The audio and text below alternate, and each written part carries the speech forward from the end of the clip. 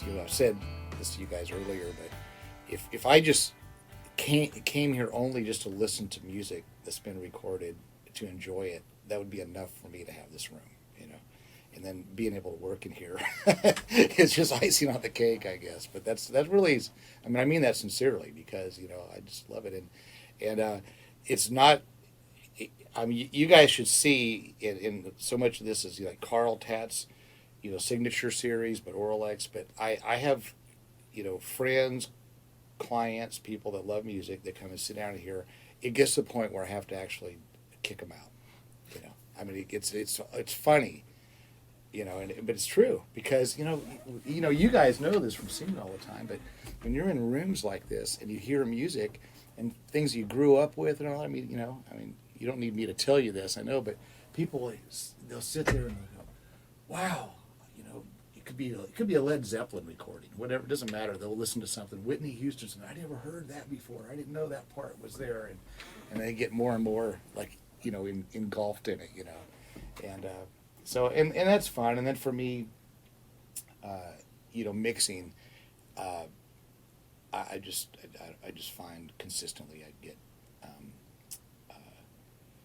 good feedback, but I think it's mostly because what I hear in this room I know is accurate, and I mean, really, I mean, it's I should share with you guys some of the emails and stuff I get back from long distance clients, about like mixes.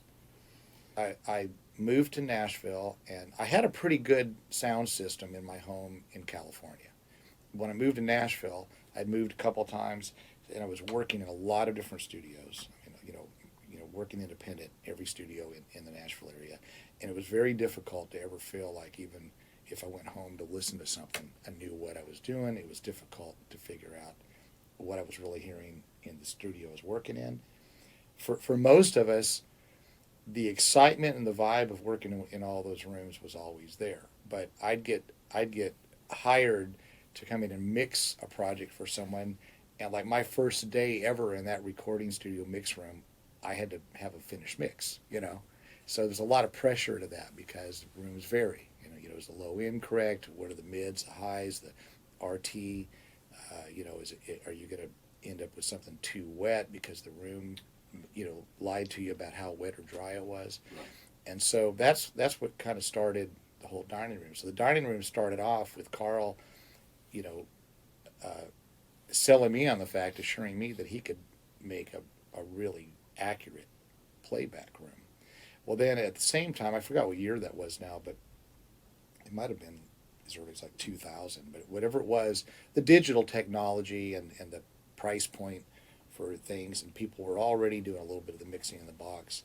It wasn't really up to par for me at that point. But I started, seeing, well, I could do an overdub in here if I needed to. I was starting to kind of go along with that. And then I, saw, well, on some of these projects, there's not much of a budget, but I could mix a few songs for them probably in here, in the box, and the technology was getting better. And so I kind of went back and forth between commercial studios and using my studio mostly as a playback room, and then started doing some mixing. Then we moved the studio upstairs and made that a more proper, called that the dream room, because for me it was a dream room, made that a more proper mixed environment. And that's when I really made the commitment that this is going to be a mixing environment, and I'm happy to mix it at home, and the technology of all this is to a place that I'm pretty satisfied. When I moved into this location, moved this home, as we moved most of what we had from the dream room and just augmented, because it's pretty similar dimensions. This room, I even was even more fortunate because of having the 12-foot ceiling, which is a bonus. The fact that this studio is over a garage space, and I heard you speak a little bit about this too. It turned out to be an asset, I think.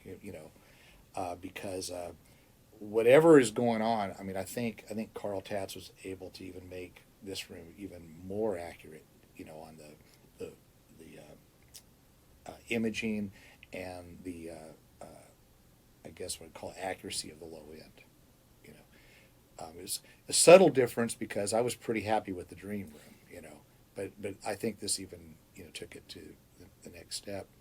And using all the Auralex products, not only does it look really good, and I felt that was the other thing when I started making a commitment that I'm going to mix at home. I didn't want it to just be I threw together, some panels on the wall, and here I am mixing. I have clients that expect a lot. I think everybody expects a lot from me. I mean, every project I do, I don't feel there's really any room to miss. It's their dream. I'm trying to help fulfill their dream, their creative dream, and everything. But I wanted the studio to look really good, also to be functional, but also look professional, look pleasant. I wanted people, even if they just see pictures of my studio, to say, "Oh, well, yeah, hopefully they think I do good work." But I wanted them to look at the studio and go, "Well, yeah, he's serious. This is a beautiful room, and this looks also like what we'd expect the state of the art to be, and that it's extremely functional at the same time."